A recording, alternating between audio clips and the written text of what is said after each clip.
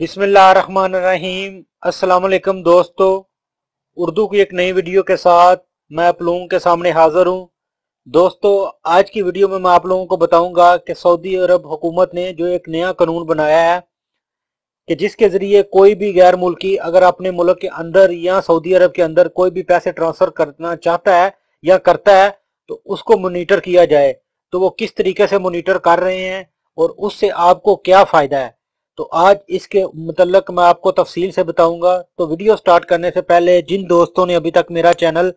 Mix video tube subscribe नहीं किया, आपको मेरे चैनल पे एक लाल रंग का बटन नजर आएगा, आप इसके ऊपर क्लिक करके मेरे चैनल को सब्सक्राइब कर सकते हैं। तो चले स्टार्ट करते हैं।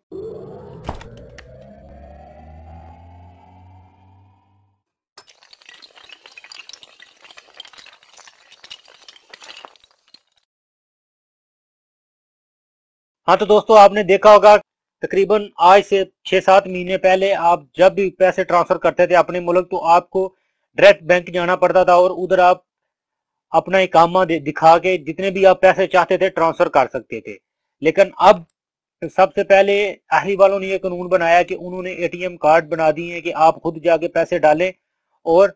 उसके जरिए आप खुद जो है वो अपने मुल्क ट्रांसफर करें। अभी राजी वालों ने भी काफी हद तक काफी लोगों को ये कार्ड बना के दे दिए हैं कि आप खुद अपने मुल्क पैसे ट्रांसफर करें। तो इससे होगा क्या कि आपका जो मुकम्मल डेटा है वो एक कार्ड के अंदर सिमट के रह जाएगा, यानी जितने भी आप पैसे ट्रांसफर करेंगे उसका सारा डेटा आपके वो जो अकाउंट उन्होंने बना के दिया हुआ है उसमें होगा। और इससे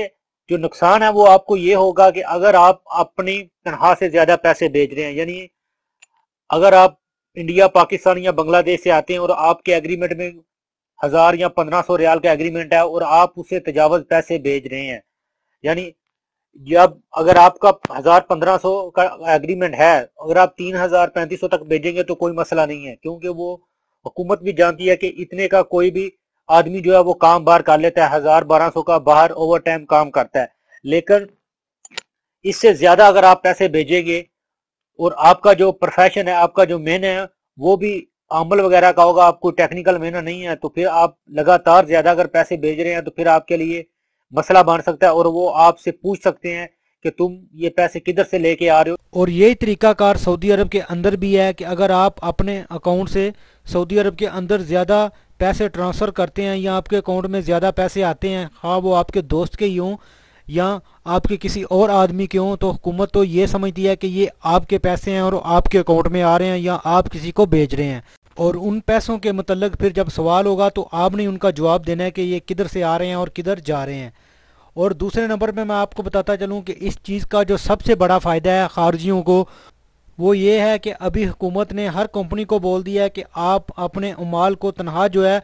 वो बैंक के ज़रिए दें, यानी ऑनलाइन दें। आप किसी भी बैंक का कार्ड बना लें और फिर उस बैंक में अपने उस उमाल को जो पैसे हैं वो ट्रांसफ़र करें हर महीने के लिहाज से। तो इससे जो सबसे बड़ा फ़ायदा है वो ये है कि हुकूमत को पता चलता है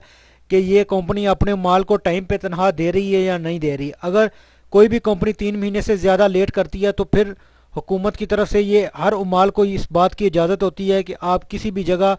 कंपनी को बताए बगैर नकल कफाला ले सकते हैं और आप किसी भी दूसरे आदमी के साथ काम कर सकते हैं। और जैसे ही अगर आप कोई भी नकल कफाला की तलब देंगे तो आपका जो बकाया जात होगा कंपनी के पास वो सारा मकतब अमल फिर आपको लेके भी देता है। क्योंकि आपने देखा होगा जो लोग आज़ाद काम कर रहे हैं और वो बिल्कुल कफीलों के पास काम नहीं कर रहे, लेकिन फिर भी कफील ने उनके नाम का एक कार्ड बनाया हुआ है और उसमें